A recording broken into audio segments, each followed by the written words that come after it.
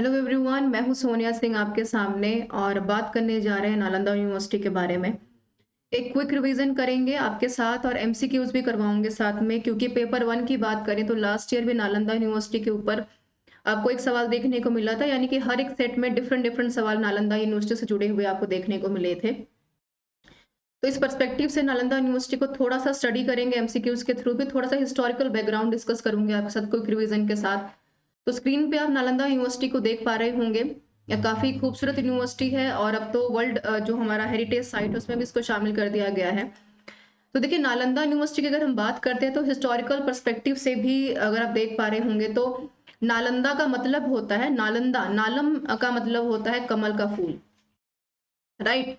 और यहाँ पर बात होती है नालंदा, दा इट मीन्स कि देना किसी चीज को, यानी कि हम बात करें कमल का फूल जो रिप्रेजेंट करता है नॉलेज सिग्निफिकेंट को, कि नॉलेज को जो हम रिप्रेजेंट करते हैं, तो Nalanda university is all about the representation of knowledge. तो बहुत बड़ी यूनिवर्सिटी रही और 5वीं से लेकर 13वीं शताब्दी के बीच में एक बेहतर यूनिवर्सिटी के रूप में उभर कर सामने आई। मैक्सिमम स्कॉलर्स यहाँ से पास आउट हुए, न सिर्फ भारत से बल्कि इंटरनेशनल लेवल पर लोगों ने यहाँ पर अपनी जो नॉलेज की प्रोमिनेंसी थी उसको दिखाया और बेहतर तरीके से एक नॉलेज का जो एक अमाउंट ऑफ रिप्रेजेंटेशन होता है वो नालंदा यूनिवर्सिटी की तरफ से निकलकर सामने आता है। नालंदा की बात करें तो गंगा नदी के ऊपर स्थित है, जैसा कि मैप में भी आपको दिखाई दे रहा होगा। नेपाल की बात करें, लखनऊ, श्रावस्ती, लुम्बिनी, कुशीनगर, यहाँ से आपको एक चीज और समझ में आ रही होगी, जो हिस्ट्री वाले बच्चे होंगे वो भी यहाँ पे चेक कर पा रहे होंगे कि नालंदा यूनिवर्सिटी की अगर बात हो रही है, लुम्बिनी की बात हो रही है, तो समहाउ हम बुद्धिज्म से, समहाउ तो नहीं पर कंप्लीटली अगर हम बुद्धिज्म से कनेक्ट कर पा रहे हैं, तो बुद्धिस्ट मॉन्क स्टडी का बहुत बड़ा हब एरिया रहा नालंदा यूनिवर्सिटी। और इतनी जबरदस्त यूनिवर्सिटी थी अपने आप में, जिसने इस पूरी दुनिया में, विश्व में एक बेहतर अपना जो था स्थान, प्लेस जो था उसको बनाकर रखा। इतिहास में अभी भी उसके पन्ने अभी भी उजागर है और उसके बारे में बात भी की जाती है। तो आप देख पा रहे होंगे साइट ऑफ नालंदा की अगर बात करें तो बिहार में स्थित है। ये वही बिहार है जो पहले आपका मगध था। 16 महाजनपद की हम बात करते हैं और 95 ऑलमोस्ट 1995 किलोमीटर जो है साउथ ईस्ट यानी दक्षिण पूर्व की तरफ पटना में स्थित है। वही पटना जो पहले पाटलिपुत्र हुआ करता था, हब एरिया था बहुत बड़ा। एजुकेशन के मामले में अगर हम बात करें, चाहे हम इकोनॉमी के मामले में बात करें, तो बुद्धिस्ट सेंटर का एक बहुत बड़ा पार्ट था। लगभग 1427 से लेकर 1197, जो हमने बात की कि 5th सेंचुरी से लेकर ऑलमोस्ट 13th सेंचुरी तक नालंदा यूनिवर्सिटी अपने आप में ओरिजिनेशन में रही, यानी कि अपने नॉलेज को स्प्रेड करने में काफी हद तक कामयाब रही। तो इसकी बात करेंगे और साथ में गुप्ता एम्पायर की अगर बात की जाए तो 5th से लेकर 6th सेंचुरी के बीच में गुप्ता एरा, देखिए बहुत बड़ा एक कंप्लीट एरा, गोल्डन एरा रहा है अपने आप में। अगर हम बात करें यहाँ पर तो मौर्यन के बाद से गुप्ताओं ने अपना एक बहुत बेहतर जो स्थान था यहाँ पर रखा और हर्ष जो गुप्ता एम्पायर के बहुत बड़े एक एम्परर के रूप में देखे जाते हैं। और एट इट्स पीक की अगर बात करें तो school attract scholars and students from near and far with some travelling from, यहाँ से दूर दराज के इलाके की अगर बात करें, लोग एजुकेशन के लिए आते रहे। तिब्बत की बात की जाए, चाइना की बात की जाए, कोरिया की बात की जाए, सेंट्रल एशिया की बात की जाए, तो बहुत एक बेहतर तरीके से एक प्रोमिनेंसी और रिप्रेजेंटेशन हर चीज का यहाँ पर देखने को मिलेगा।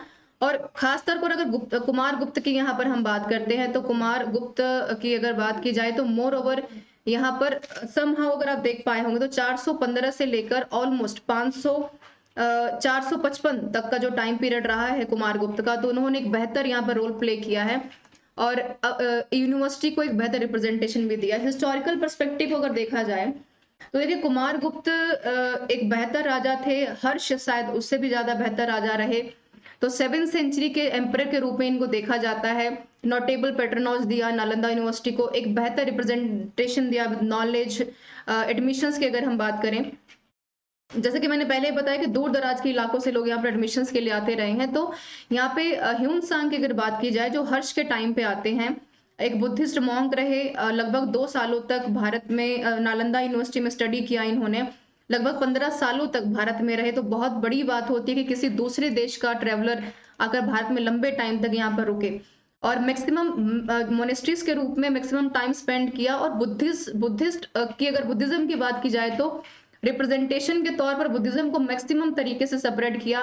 वहीं हर्ष की अगर हम बात करें तो पहले शैविज्म को अडॉप्ट किया, बट जैसे इन्फ्लुएंस में आते हैं ह्यून सांग के तो इन्होंने फिर से बुद्धिज्म अडॉप्ट किया और मोनेस्ट्रीज बनी। तो हिस्टोरिकल फिगर्स देखिए, नालंदा यूनिवर्सिटी की अगर बात की जाए तो आर्यभट्ट के बारे में पहले भी हमने बात की है, आर्यदेव हैं, अतीश हैं, चंद्रकृति हैं, धर्मकृति हैं, धर्मपाल, नागार्जुन, शीलभद्र, जुआंग जिंग। तो मैक्सिमम लोगों ने यहाँ पर हिस्टोरिकल फिगर्स, डेजिग्नेटेड पीपल रहे हैं यहाँ पर अपने ज्ञान का सागर बांटने में और फैलाने में भी। और देखिए, अगर हम नालंदा यूनिवर्सिटी की स्टडीज की अगर बात करें तो फाइन आर्ट से लेकर medicine, mathematics, astronomy, politics, art of war तक के बारे में बात की जाती है। तो आसान नहीं था सफर लोगों का नालंदा यूनिवर्सिटी तक पहुंचने के लिए। शायद यही सबसे बड़ा कारण था नालंदा यूनिवर्सिटी के लिए कि 3 बार लगभग अटैक किया गया, यानी कि इसको डिस्ट्रॉय करने की कोशिश की गई और आखिरकार बख्तियार खिलजी ने इसको खत्म किया, पूरी तरह से जला दिया नालंदा यूनिवर्सिटी को, और रीबिल्ट इसको 2 बार किया गया, स्कंदगुप्त द्वारा और दूसरी बार हर्षवर्धन के द्वारा। तो हर्षवर्धन के बारे में मैंने ऑलरेडी बात की है, बायोग्राफी के बारे में, तो आप मेरा प्लेलिस्ट भी यहाँ पर चेक कर सकते हैं। और सबसे ज्यादा यहाँ पर देखिए बुद्धिस्ट रूट्स के रूप में इसको देखा जाता है, बहुत स्प्रेडनेस रहा गुप्ता डायनेस्टी में, जेनिथ पे रहा, ये टॉप पर रहा। शीलभद्र की अगर बात की जाए तो कुलपति के रूप में जो हम आजकल वीसी की बात करते हैं, प्रेजेंटली वाइस चांसलर रहते हैं इनके, जिनको सूत्र के और शास्त्रों की नॉलेज बहुत हद तक रहती है। तो नालंदा यूनिवर्सिटी की सबसे खास बात रही है, एडमिशन लेना बड़ा मुश्किल था नालंदा यूनिवर्सिटी में, और द्वार जो पाड़ी थे इसके रूप में जाने गए ये, चार्ज ऑफ एडमिशन इन्हीं के हाथ में रहता था। और जिनको नालंदा के बारे में बेहतर पता है वो इसको जानते भी होंगे। और 20 साल की उम्र कम से कम आपकी होनी चाहिए इस यूनिवर्सिटी में एडमिशन लेने के लिए। ह्यूमसांग इसके बारे में कहते हैं कि जो वहाँ का दरबारी था, जो गेट पे खड़ा रहता था, वो खुद इतना नॉलेजेबल था कि उसका एंट्रेंस एग्जाम वहीं पे क्लियर हो जाता था, उसके बाद ही किसी को वहाँ पे पढ़ने की जो परमिशन दी जाती थी। तो आप सोचिए कि जिसका दरबारी व्यक्ति या दरबार पे खड़ा एक व्यक्ति जो इतना नॉलेजेबल है, जो सबको एंट्रेंस एग्जाम में या एंट्रेंस देने के लिए यहाँ पर बैठाया गया है, तो आप सोचिए कि यूनिवर्सिटी का अपना क्या एक अलग रूपरेखा रही होगी। बात करते हैं यहाँ पर 10,000 मॉन्क्स कम से कम नालंदा यूनिवर्सिटी में रहते हैं। 7,000 से लगभग 700 सालों तक कम से कम 500 से लेके 1200 तक, यानी कि गुप्ता एम्पायर से ऑलमोस्ट यहाँ पर जब तक हम बात कर लेते हैं तराइन का, जब तक आपका युद्ध नहीं होता है तब तक की हम यहाँ पर बात करते हैं। और आप देखिए गुप्ता डायनेस्टी तक ये प्रोग्रेस में रहता है, क्योंकि गुप्ता एम्पायर अपने आप में गोल्डन एरा के रूप में भी देखा जाता है। तो अगर पूछा जाए आपसे पेपर में कि टॉप पर नालंदा यूनिवर्सिटी कब रहती है, तो गुप्ता एम्पायर इसका बिल्कुल सही जवाब हो जाएगा। इसके अलावा 10 मंदिर हैं इसमें, 10 टेम्पल्स हैं, मेडिटेशन हॉल हैं, क्लासरूम्स हैं, लेक्स हैं, पार्क्स हैं। तो आप सोचिए कितनी ज्यादा मैक्सिमम वेटेज में ये फैला होगा। हाउसिंग अगर बात करें, 10,000 बच्चे एक बार में यहाँ पर रहते हैं, पढ़ते हैं, 2,000 प्रोफेसर यहाँ पर रह रहे हैं। लाइब्रेरी बहुत वास्ट थी, धर्म कुंज और माउंटेन ऑफ नॉलेज के नाम से जानी गई। 4 पार्ट्स में लाइब्रेरी डिवाइड थी, रत्न सागर, रत्न देवी और रत्न यजन की बात की जाती है तो 4 पार्ट्स में इसको डिवाइड किया गया था। लॉजिकल फैकल्टी ऑफ जो लॉजिक था यहाँ पर काफी हद तक एक प्रोमिनेंट रोल में यहाँ पर देखा जाता है। ह्यूमसांग लिखते हैं कि 10,000 स्टूडेंट्स एक बार में पढ़ते हैं और 2,000 से ज्यादा प्रोफेसर उनको पढ़ाने के लिए नालंदा यूनिवर्सिटी में रखे गए हैं। तो 5 years in the 7th century अगर बात करें तो ह्यूमसांग का जो पूरा का पूरा टाइम पीरियड रहा वो स्पेंड किया उन्होंने मैक्सिमम श्रीलंका की बात करें, कोरिया की बात करें, जापान की बात करें, China, Tibet, Indonesia, Persia, Turkey, maximum लोग आप देखिए कि इतने सारी डाइवर्सिटी अगर एक यूनिवर्सिटी में अगर आपको दिखती है तो ये नॉलेज का एक सिर्फ डाइवर्सिटी नहीं है, बल्कि आप देखिए कि मैक्सिमम कैसे रिप्रेजेंटेशन आपको दिया जाता है नॉलेज का, बहुत बड़ी बात है अपने आप पे। एडमिशन क्राइटेरिया काफी टफ था, पहले भी मैंने बताया, यहाँ पर कम से कम 10 में से 3 स्टूडेंट्स को यहाँ पे एडमिशन मिल पाता था। मुश्किल इसलिए था क्योंकि यहाँ पर आपको अगर एक बार आपको यूनिवर्सिटी में एडमिशन मिल जाती है तो आप सोचिए आपका रहना, खाना, पढ़ना सब फ्री है। और ऐसी बेहतर यूनिवर्सिटी में जिसको इस तरह का मौका मिल रहा है, जहाँ पर वर्बल एक्सप्लेनेशंस हो रहे हैं, लेक्चर्स हो रहे हैं, डिबेट्स हो रहे हैं, डिस्कशंस हो रहे हैं, मेडिसिन की स्टडी हो रही है, एस्ट्रोनॉमी की स्टडी हो रही है, यहाँ पर देश दुनिया का ऐसा कोई भी चीज नहीं है जो आपको पढ़ाया नहीं जा रहा है। और 2010 में फिर से इसको ध्यान में रखते हुए, क्योंकि मैंने पहले बताया कि 3 बार इसको कोशिश की गई डिस्ट्रॉय करने की, 2 बार कोशिश की गई इसको वापस से रीबिल्ड करने की। तो 2010 में न्यू जो नालंदा यूनिवर्सिटी थी, आगे मैं पिक्चर भी दिखाऊंगी, जो प्रेजेंट नालंदा यूनिवर्सिटी है आपकी बिहार में जो केंद्रीय विश्वविद्यालय के रूप में देखा गया। और अभी भी यहाँ पर जापान से, China, Thailand, Laos, Singapore, Australia, बहुत जगहों के स्टूडेंट्स अभी भी यहाँ पर एडमिशंस के लिए आते हैं और एस्ट्रोनॉमिकल रिसर्च के रूप में इसको काफी प्रोमिनेंट तरीके से देखा जाता है। एक दुखद घटना है नालंदा यूनिवर्सिटी को खत्म करना, भारत की बहुत बड़ी धरोहर हम कहें तो समाप्त हुई यहाँ पर बख्तियार खिलजी की वजह से। तो यहाँ पर ह्यूनसांग ने काफी लंबे टाइम तक स्पेंड किया अपना टाइम, और ह्यूनसांग अपनी किताब में लिखते हैं बख्तियार खिलजी के बारे में कि देखिए बहुत समस्या वाली बात है कि इस्लाम जैसे ही भारत में एंटर होता है तो कोई नहीं चाहेगा कि उसके बराबर का कोई धर्म खड़ा हो। तो भई बख्तियार खिलजी लंबे टाइम तक जब भारत में रहते हैं, सोचते हैं कि भारत में कैसे लोग हैं, क्या कर रहे हैं। तो ऑर्थोडॉक्स तो पहले से था बख्तियार खिलजी। तो उसको काफ़ी लंबी बीमारी रही और उससे वो उभरना चाहता था। तो बहुत फ़कीरों के, कबीरों के चक्कर में उसने टाइम अपना बर्बाद किया। तो उसको किसी ने सजेशन दिया कि भई आप नालंदा यूनिवर्सिटी जाइए, वहाँ पर जो वहाँ के मुख्य आचार्य होंगे आयुर्वेदा के, उनसे आप कंसल्ट कीजिए, उम्मीद है कि आप जल्दी ठीक हो जाएँगे। ये बख्तियार खिलजी को लगा कि भई क्या ज़रूरत है जाने की, ये सब सब फालतू कहानियाँ होती हैं, हमारे हकीम सही नहीं कर पाए तो वो किस खेत की मूली हैं। तो अब ईगोनेस है उसको हम खत्म नहीं कर सकते, तो अल्टीमेटली भई चलो कोई रास्ता नहीं, ऑप्शन जब नज़र नहीं आता है तो वही होता है कि गधे को भी बाप बनाना पड़ता है। तो अल्टीमेटली यहाँ पर जो आपके आचार्य थे उनको बुलाया जाता है नालंदा यूनिवर्सिटी से और बुलाने के बाद भई खिलजी साहब उनसे बख्तियार खिलजी पूछता है कि भई ये बताइए कि अब क्या करना चाहिए? मैं यहाँ पर आपके जो रिवायतें हैं उस चक्कर में नहीं पड़ना चाहते। मुझे कुछ ऐसी चीज़ बताओ कि मैं इस्लाम से भी अलग ना हूँ और मैं ठीक भी हो जाऊँ। तो भई आचार्य साहब कहते हैं कि एक काम कीजिए, आप कुरान उठाइए, कुरान को रोज़ पढ़ना स्टार्ट कीजिए। तो कुरान में होता क्या है कि इस्लाम में जब अक्सर लोग जब कुरान पढ़ते हैं तो पन्नों को पलटते हुए थूक का इस्तेमाल करते हैं हरदम। तो भई इसकी सबसे ख़ास बात थी कि भई 1 हफ़्ता, 2 हफ़्ता, 1 महीना तक बख्तियार खिलजी ने आराम से कुरान पढ़ा और ठीक हो गया। भई फाइनली जब बख्तियार खिलजी को जानकारी हुई तो उनको लगा कि ये तो कमाल हो गया। पर यहाँ पर सबसे बड़ा मसला ये था कि जहाँ पर इतनी बड़ी फैकल्टी मोर ओवर 10,000 स्टूडेंट्स एक बार में पढ़ रहे हैं, इतने प्रोफ़ेसर्स कमाल के पढ़ा रहे हैं वहाँ पर, तो आप सोचिए किसी भी धर्म का टिक पाना, किसी अवेयरनेस के बिना जिसकी कोई मजबूती नहीं, मुश्किल काम है। तो बख्तियार खिलजी को लगा कि बेहतर है अगर इसको खत्म कर दिया जाए तो अच्छी बात है। अब यहाँ पर लॉजिक ये था जब पूछा गया कि भई मैं ठीक कैसे हो गया? तो यहाँ पर आचार्य साहब ने जितने भी कुरान के पन्ने थे उन पर एक आयुर्वेदिक लेप लगा दिया था। तो जितनी बार बख्तियार खिलजी पन्नों को पलटता रहा तो वो धीरे-धीरे उसका जो दवाई का असर था उसके अंदर जाता रहा, अल्टीमेटली वो ठीक हो गया।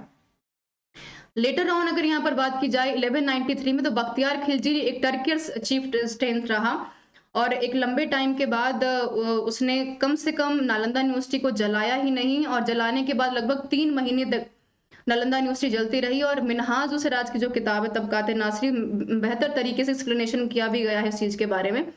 तो काफ़ी दुखद घटना है पर क्योंकि हम किसी भी एक पर्टिकुलर पर्सन को ब्लेम नहीं कर सकते किसी भी चीज़ के लिए, पर फिर भी ये मानना काफ़ी मुश्किल काम है। उस यूनिवर्सिटी को कि जो एक बहुत बड़ा नॉलेज का हब है, जहाँ पर मैक्सिमम लोग एजुकेशन को गेन कर रहे हैं, जहाँ पर मोर ओवर 90 लाख तक के मैन्युस्क्रिप्ट्स को जलाकर खाक कर दिया गया और आप सोचिए अगर ये सारा मैन्युस्क्रिप्ट अगर हमारे पास आज के डेट में अगर मौजूद होता, तो भारत की धरोहर, नॉलेज और उसका स्प्रेडनेस कहाँ तक जाता। टर्किश इन्वेडर काफ़ी लंबे टाइम तक भारत में आते रहे। 1192-93 में तराइन के युद्ध के टाइम पे अगर बात की जाए तो बख्तियार खिलजी स्लेव के रूप में भारत आता है। डिस्ट्रक्शन होता है, उसमें कोई डाउट नहीं है और अल्टीमेटली नालंदा यूनिवर्सिटी खत्म हो जाती है। लाइब्रेरी की अगर बात की जाए तो Nalanda library is not non अगर बात करें तो हब एरिया है बहुत बड़ा।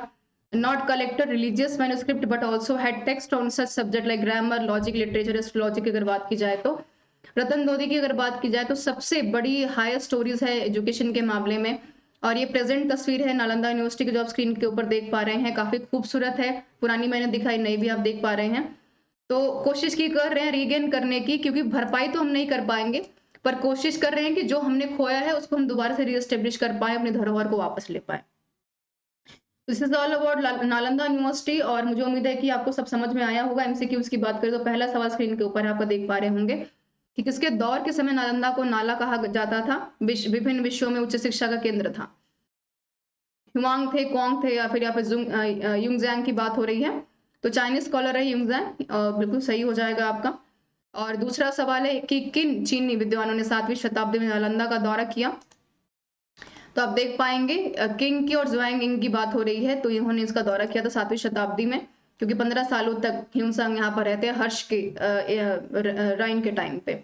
और कब भारत सरकार ने संसद के अधिनियम के माध्यम से नालंदा विश्वविद्यालय विधेयक के माध्यम से प्राचीन विश्वविद्यालय को पुनर्जीवित किया और बाद में एक नए नालंदा विश्वविद्यालय की स्थापना की गई। नवंबर 25 की बात हो रही है 2010 में और आज भारत नालंदा यूनिवर्सिटी में भारत को international university of national importance के नाम से जाना जाता है और who was the first chancellor of Nalanda university अगर बात की जाए तो अमर्त्य सेन के रूप में इनको जाना जाता है। नोबेल भी मिल चुका है इसके लिए इन्हों और followed by farmer Singapore minister for foreign affairs की अगर जियोर्ज यो की अगर बात की जाए तो। और सवाल नेक्स्ट रहेगा स्क्रीन के ऊपर आपके, कब भारत के 11वें राष्ट्रपति एपीजे अब्दुल कलाम ने नालंदा विश्वविद्यालय के पुनरुद्धार के लिए बिहार विधानमंडल के संयुक्त सत्र को संबोधित करते हुए विचार का प्रस्तावना रखा? तो 28 मार्च 2006 की ये बात की जा रही है। So this is all about Nalanda university. I hope कि कोई रिवीजन आपको पसंद आई होगी। कमेंट करके बताइए कि आप नालंदा के बारे में क्या सोचते हैं। कोई सवाल है तो आप पूछ सकते हैं। लर्निंग प्लेटफॉर्म एंड अकेडमी आपका पेपर 1 पेपर 2 दोनों पढ़ा रही हूं मैं। फॉलो कर सकते हैं डिस्क्रिप्शन बॉक्स में जाके आप मुझे। टेलीग्राम चैनल स्क्रीन के ऊपर रहेगा। आइकॉनिक प्लस ब्रॉड कॉन्सेप्ट्स हैं यहाँ पर आपके, और SRS10 कोड रहेगा पेपर 1 पेपर 2 दोनों के लिए। लाइव टेस्ट सीरीज सब कुछ अवेलेबल है। बैचेस अवेलेबल है यहाँ पर, आप देख पा रहे होंगे। एस्पायर, कंप्लीट, आउटशाइन, 6+1 24+3 का ऑफर अवेलेबल है। कोई वीडियो जो पसंद नहीं है बताइए फीडबैक देकर। फ्री ऑफ क्लास होती है, स्पेशल क्लास हमारी। फॉलो कर लीजिए डिस्क्रिप्शन बॉक्स में मुझे। Upcoming session totally free of cost रहेंगे पेपर 1 पेपर 2 दोनों के लिए। रिकॉर्डेड ही देखिए, JRF के लिए काफी है। और ये मेरा टेलीग्राम चैनल है सोनिया सिंह UGC net_अनअकैडमी। 10% का डिस्काउंट दे रही हूँ फिर पेपर 1 पेपर 2 के साथ, जो काफी आपके लिए बेनिफिशियल होगा।